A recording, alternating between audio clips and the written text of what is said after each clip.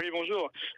Non, mais écoutez, ça peut être intéressant ce genre d'exercice en politique, de se projeter dans la vie, on en a besoin, mais à condition d'avoir les clés pour le faire. C'est-à-dire que le problème aujourd'hui de nos responsables politiques, c'est qu'ils n'ont plus les clés. Comment voulez-vous vous projeter dans l'avenir quand vous ne maîtrisez ni vos frontières économiques et migratoires, quand vous n'avez plus de souveraineté budgétaire, quand vous ne contrôlez plus votre monnaie?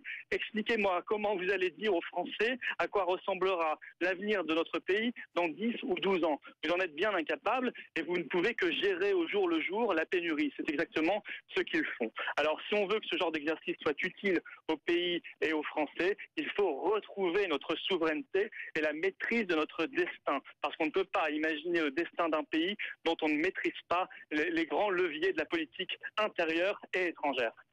François Hollande promet des réponses sur le budget, sur le chômage, sur les retraites avant la fin du mois. Vous y croyez? Qu'est-ce que vous attendez?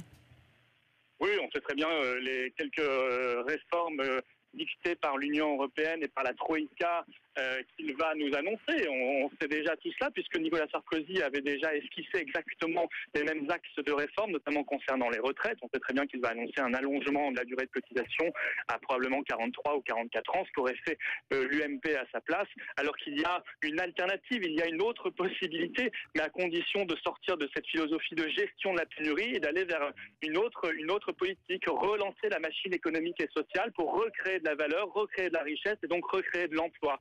Mais ça suppose de changer radicalement de politique économique, de s'orienter vers le patriotisme économique et de retrouver évidemment la maîtrise de notre destin, c'est-à-dire la maîtrise de notre budget, la maîtrise de notre monnaie et de nos frontières économiques face à une concurrence déloyale. Bien écoutez, moi j'ai entendu ce matin et là tout à l'heure le Premier ministre nous expliquait qu'on fera pendant les 10 ans qui viennent, que ce soit le PS ou l'UMP, ce qu'on a déjà testé pendant 30 ans. Depuis 30 ans, ça n'est pas une ambition pour notre pays. Tout ce que je peux souhaiter pour la France en 2025, c'est qu'elle ne soit plus dirigée ni par l'UMP, ni par le Parti socialiste, parce que leurs résultats sont absolument désastreux depuis des années. Florian Philippot, merci d'avoir été en direct ce matin sur BFM TV pour une première réaction.